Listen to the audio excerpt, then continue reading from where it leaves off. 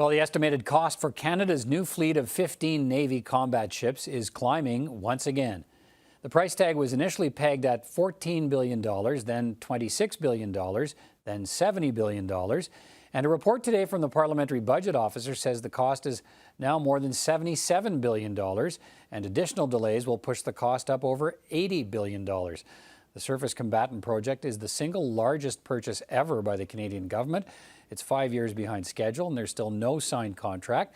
The fleet is to be built at the Irving shipyard in Halifax, but the government acknowledges the first vessel will not be delivered until at least 2030.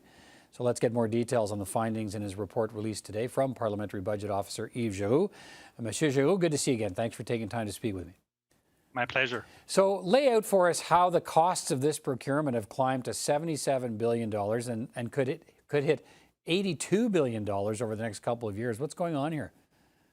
Well, there has been delays in the construction. So whenever you have a delay on a program that is such a big procurement program, whenever you have a delay, it increases the cost because it spans a number of decades, in fact. So there's inflation. There's also been changes in the specifications. So the size of the ships have increased. They went from 6,900 tons to 7,800 tons. And every time you are looking or considering buying a bigger ship, it makes for a significant cost increase. And it's probably in good part what's causing the delays. Yeah. And we've also incorporated the most recent information as the government and the shipyards gain more experience in the design of the ship. So that's what is driving the vast majority of the cost increases compared to our previous report in 2019, where we had estimated the cost to be slightly below $70 billion. All right, just to get this out of the way because of the climate we live in, can any of the delays be, or the most recent delay, anything be blamed on the pandemic, or that's just not a thing? It doesn't seem to be the case. It doesn't seem to be blamed or attributable to the pandemic. Maybe there's some small parts of the delays that could be explained by that, but not billions of dollars. Yeah. No. Okay, so you've talked about what causes what has caused the price to go up and the different delays. Was it part of your study to determine why there were delays? Why the sort of design keeps being re-examined, the performance issues re-examined, the demands on the ships re-examined? Is that what this is all about?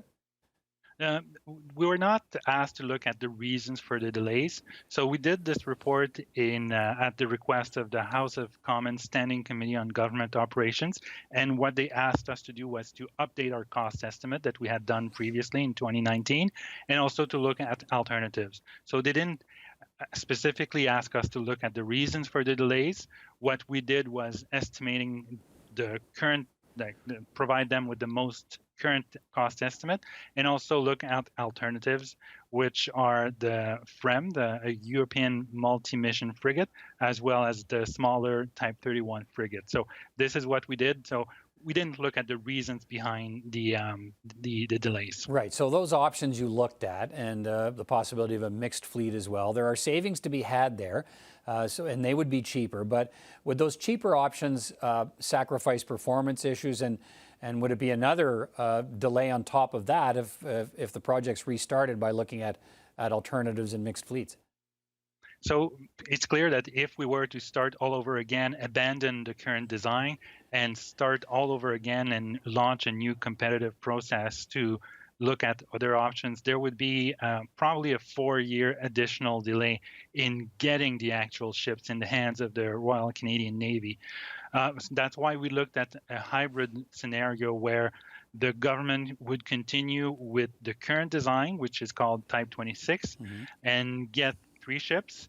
In the meantime, while these first three ships would be built, then there would be the launch of a new competitive process to get the remaining 12 ships and to decide what design they would go with, and then it would give sufficient time for the competitive process to be launched. And by the time we get delivery of the 3rd ship, the 4th ship under the new design would be in construction. And of course, depending on the type of ships that would be chosen, there could be significant savings indeed. But as But you also alluded performance to, issues, right? Yeah. exactly. So a ship is a ship. Yes, it has capacities, but not the same capabilities. So if, for example, the government was to go with the FREM, which is being used by the Italian and French navies, notably, Mm. it would probably have broadly similar capabilities, not identical. But if the government was to choose the Type 31 frigate, which is a smaller, also multi-capacity frigate, it wouldn't have the exact same capabilities. So it's a smaller ship, so it doesn't have the exact same range of capabilities. So the Type 31, which is the cheapest option, clearly doesn't have the same Right. capabilities. Like, so, okay, you know, the price tag is the, if I can put it that way, is the sort of sticker shock in all of this when people hear that number. And your office has come under fire from retired Navy personnel trying to discredit your costing even before it was released today. They're worried the rising price tag might make the government reconsider the purchase and maybe go with some of the options you've described. And given how much money is going at the door these days to deal with the pandemic, how do you view that criticism of your office and this notion that you know, you don't really understand what's involved in building a ship, so there's a price tag attached to it, but you're missing the spin-off idea, the Made in Canada section of that, and the argument for that, and all the things that go into making a kind of ship that Canada needs. How do you respond to that criticism? Well, it's true that different ships have different capabilities. So, and it's also true that having these ships built abroad would probably be cheaper. So that's why when we compared our cost estimates for the three types of ships, the current and the two alternatives, we all assumed that all ships would be built in Canada. So what the House of Commons committee asked us to look at was the cost. And that's what we did, assuming that all ships, regardless of the design that could be chosen, would be built in Canada. So we looked at the cost. We were providing cost estimates to the government, rather the parliamentarians, as well as Canadians. But it is true, the naval officers have a good point. Capabilities is an essential part of a decision to get that type of ship Yeah. rather than the other type of ship. But the cost is also a very important consideration. I'm not pronouncing on which ships would be the Right. You're best just option for Canada. giving Canadians the numbers. Yeah. Exactly. All right. And it's up to decision makers and parliamentarians to make informed decisions, taking into consideration the cost, but also what does the Navy need. All right. Yves Giroux, always good to talk to you. Thanks again for your time today. Take care. My pleasure. You too.